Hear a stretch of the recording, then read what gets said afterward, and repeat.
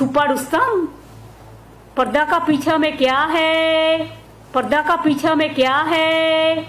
उत्तर प्रदेशे रास्तार मध्य blue film चलছে যেন গাড়ির মধ্যে। ঈশ্বর আপনাকে 175 বছর পর্যন্ত বাঁচিয়ে রাখুক, আমরা খুশি হব।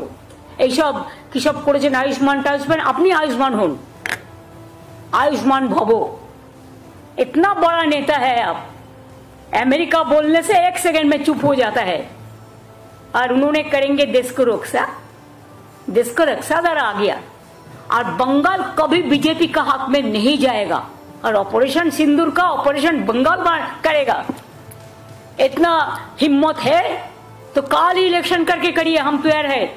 एक समय निजेके चाला बोले दाबी करे घुरे बेड़ातेन, द्वितीयबार बोललेन पाहारादार, এখন আবার বলছেন সিঁদুর বেচবেন। সিঁদুর এভাবে বেচা যায় না, সিঁদুরটা মা বোনেদের আত্মসম্মান, ইজ্জত। অপারেশন সিঁদুরের পর এবার অপারেশন বেঙ্গল। ভাবছেন তো কি এমন অপারেশন বেঙ্গলে হতে চলেছে? আসলে আলিপুর দুয়ারে সভাতে এসেছিলেন দেশের প্রধানমন্ত্রী নরেন্দ্র মোদী, আর সেখান থেকে রীতিমতন ভোটের দামামা বাজিয়ে দিয়ে গিয়েছেন তিনি। 2026-এর নির্বাচন যে এবার পাখির চোখ বিজেপির ইতিমধ্যেই শুরু হয়ে গিয়েছে সেটা কার্যত স্পষ্ট করে দিয়েছেন আলিপুর দুয়ারের সভা থেকে। একের পর এক মন্তব্য করেছেন মমতা বন্দ্যোপাধ্যায়ের বিরুদ্ধে, রাজ্য সরকারের বিরুদ্ধে তোপ দেখেছেন, বিভিন্ন রকম দুর্নীতি বঞ্চনা এইসব নানান বিষয়কে সামনে হাতিয়ার করে এবার একেবারে রুদ্র রূপ দেখা গিয়েছে প্রধানমন্ত্রী নরেন্দ্র মোদী।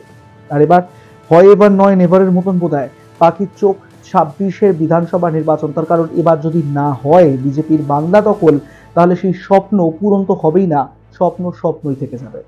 এই গোটা বিষয়টা আপনাদেরকে শোনাবো, ঠিক কি কি মন্তব্য করেছেন নরেন্দ্র মোদী, কি বলেছেন সুকান্ত মজুমদার, পাল্টা মমতা বন্দ্যোপাধ্যায় বিস্ফোরক কি মন্তব্য করেছেন, সবটা বলবো।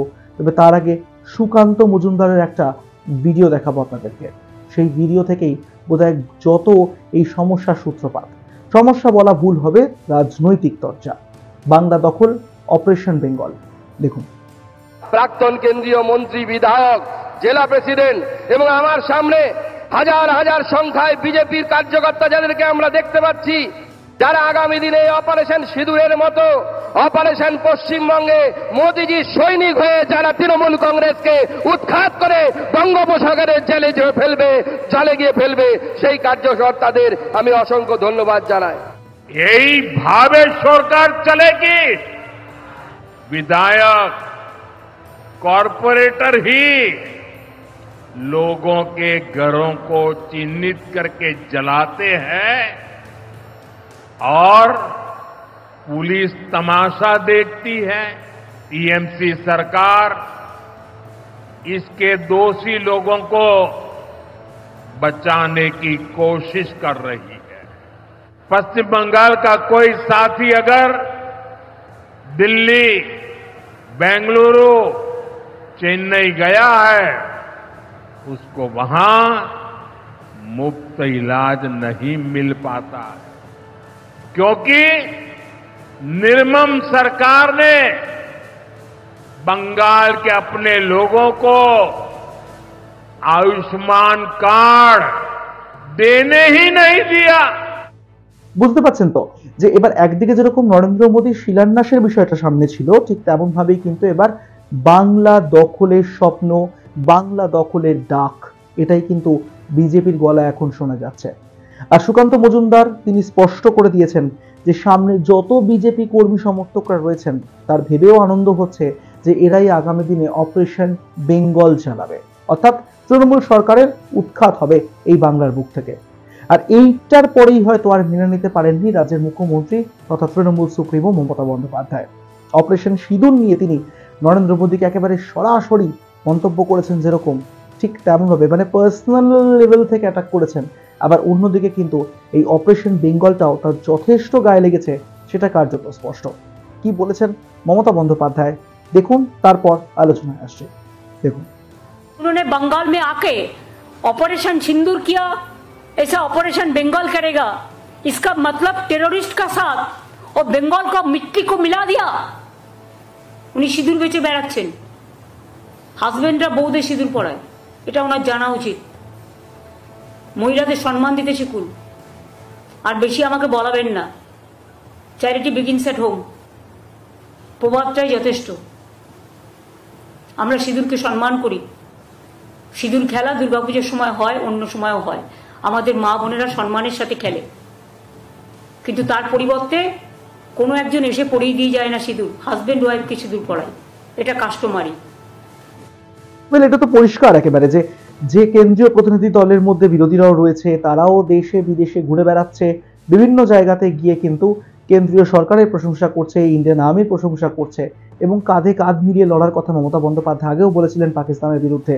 আর ঠিক সেই আবহে যখন দেশের এই ইউনিটি, দেশের সংকল্প, দেশের হয়ে যখন কথা বলছে বিরোধী দলগুলো একত্রিত হয়ে একসঙ্গে বিরোধিতা ভুলে, তখন কিভাবে সেই বাংলার বুকে এসে বিরোধিতা করছেন প্রধানমন্ত্রী নরেন্দ্র মোদী, সেই প্রশ্নটাই তুলে ধরেছেন মমতা বন্দ্যোপাধ্যায়। আর যথেষ্ট নিন্দে করেছেন। আবার শুধু নিন্দে করেছেন তাই নয়, ওপেন চ্যালেঞ্জ দিয়েছেন যে যদি এক্ষুনি নির্বাচন হয় তাহলে এক্ষুনি তিনি বুঝিয়ে দেবেন যে কার দাম কতটা এই বাংলার বুকে। অর্থাৎ স্পষ্ট করে দিয়েছেন যদি এখনই নির্বাচন করা হয় বিজেপির কোনো জায়গা থাকবে না, এবং সেখানে তৃণমূল কংগ্রেস ফের একবার সরকার তৈরি করবে। মানে চতুর্থবারের জন্য সরকার তৈরি করতে একেবারে প্রস্তুত রয়েছেন মমতা বন্দ্যোপাধ্যায় এবং তৃণমূল কংগ্রেস। কি বলেছেন আরেকবার আপনাদেরকে দেখাই, তারপর এবার আসবো শুভেন্দু অধিকারীর বক্তব্যে। পরপর যাব, প্রথমে মমতা বন্দ্যোপাধ্যায়, তারপর শুভেন্দু অধিকারী। দেখুন। I challenge them. If they have the guts, you go election for tomorrow. Suvendu অধিকারীর যে মন্তব্য, সেই মন্তব্য কিন্তু একেবারে স্তর ভেঙে ভেঙে হয়েছে। একদিকে যেরকম তিনি বলেছেন যে তিনি যথেষ্ট হারানোর জন্য মমতা বন্দ্যোপাধ্যায়, একবার হারিয়েছেন আবারও হারাবেন। নরেন্দ্র মোদী গঙ্গা, তিনি মহাসমুদ্র, তার দরকারই নেই ক্ষেত্রে। মমতা বন্দ্যোপাধ্যায়কে হারানোর জন্য যথেষ্ট শুধু শুভেন্দু অধিকারী, এটা তিনি বলেছেন। আর এখানেই শেষ হলে হয়ে যেত। পাশাপাশি তিনি বলেছেন নরেন্দ্র মোদী যেরকম মহাসমুদ্র গঙ্গা, তিনি কালীঘাটের নালা। দেখুন, ওনাকে লড়তে হবে না, ওটা আমি লড়ে হারিয়ে দিয়েছি, আবার 26-এ হারাবো। মোদীজির সঙ্গে কি লড়বেন? মোদীজি একটা গঙ্গা, মহাসমুদ্র, আর উনি কালীঘাটের নালা। উনি কার সঙ্গে কার তুলনা করছেন? আমি হারিয়ে দিয়েছি, আমার সঙ্গে লড়ুন, তারপরে মোদীজি। আর নির্বাচন রাষ্ট্রপতি শাসনে হলে 200 সিটে হারবে, উনি থার্ড হবেন। সিঁদুর আপনি তো আপনার স্ত্রীকেই পড়াননি কখনো। সিঁদুর সবসময় স্বামীর হাত থেকে স্ত্রীকে নিতে হয়, তো মোদিজি তো নিজেই পড়ান। দীপক ঘোষের বইতে পাবেন। উনি এই লেভেলে অ্যাটাক করলে দীপক ঘোষের বইটা ছাপিয়ে বিতরণ হবে। আমি ওনাকে সাবধান করছি, দীপক ঘোষের বইটা আমরা ছাপিয়ে বিতরণ করব, এই লেভেলে নামবেন না। পার্সোনাল অ্যাটাকের প্রশ্নটাও কিন্তু উঠেই এলো, কারণ এই ক্ষেত্রে বলা হয়েছে যে শুভেন্দু অধিকারী যেন আগামী দিনে মুখ না তাকে খুলতে হয়, এরকম একটা ওয়ার্নিং তিনি মমতা বন্দ্যোপাধ্যায়ের এগেন্স্টে ইঙ্গিতপূর্ণভাবে দিয়েছেন। কারণ আপনারা জানেন যে মমতা বন্দ্যোপাধ্যায় প্রতিক্রিয়া দিয়েছেন যে তিনি অর্থাৎ নরেন্দ্র মোদী, তিনি যেন তার স্ত্রীকে আগে সিঁদুর পরান।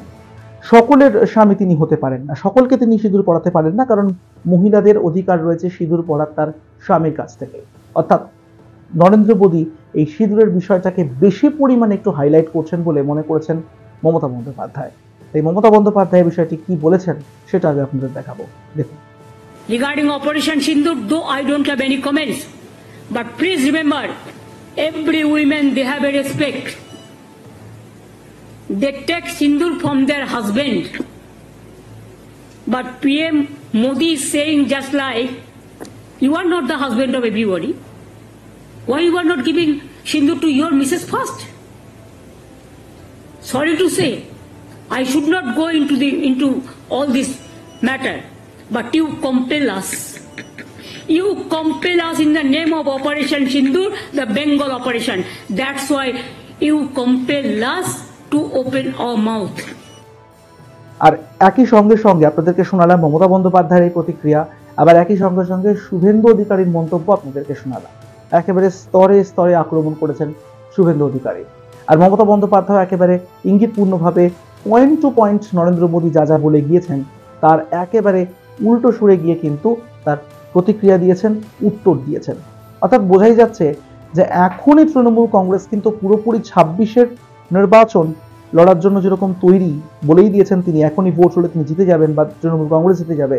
আবার একই সঙ্গে বিজেপির যেহেতু মাটি একেবারেই শক্ত নয় এই বাংলার বুকে, তাই জন্য অনেকটা আগে ভাগে কিন্তু প্রচার পর্ব একটা শুরু হয়ে গিয়েছে বিজেপির মধ্যে বলা যেতে পারে। এবার আগামী দিনে কতবার করে কেন্দ্রীয় নেতৃত্বরা এই বাংলায় আসবেন, কোথায় কোথায় প্রচার চালাবেন, কি কি মন্তব্য হবে, সেগুলো যেরকম নজর থাকবে, পাশাপাশি তৃণমূল কংগ্রেস কিন্তু একেবারে পরিষ্কার কনফিডেন্ট যে না, তাদের এখন প্রচারের প্রয়োজন নেই, এখনই ভোট লড়ে তারা জিতবেন, এবং তার সঙ্গে সঙ্গে কিন্তু কড়া জবাবও প্রস্তুত রয়েছে তার কাছে। আর অপারেশন সিঁদুরের পর অপারেশন বেঙ্গল এই কথা কি করে ওঠে, সেই উত্তরটাও কার্যত খুঁজে পাচ্ছেন না মমতা বন্দ্যোপাধ্যায়, তাই নিন্দায় সরব হয়েছেন। বিভিন্ন বক্তব্য আপনাদেরকে তুলে ধরলাম, মানে একটা ভোটের প্রচার ব্যাপার রয়েছে এর মধ্যে, একটা মহড়া শুরু হয়ে গিয়েছে বলা যেতে পারে 26-এর নির্বাচনে। আর সেই বিষয়টাকে নিয়ে আপনারা কি মনে করেন, বিভিন্ন নেতা নেতৃত্বের যে বক্তব্য আপনাদের সামনে রাখলাম সেটা নিয়ে বা আপনাদের কি মতামত, আমাদের কিন্তু অবশ্যই জানাতে ভুলবেন না। আমাদের কমেন্ট বক্স খোলা রইল আপনাদের জন্য। আমাদের ইউটিউব চ্যানেল এক ঝলকে মিডিয়া সাবস্ক্রাইব করতে ভুলবেন না।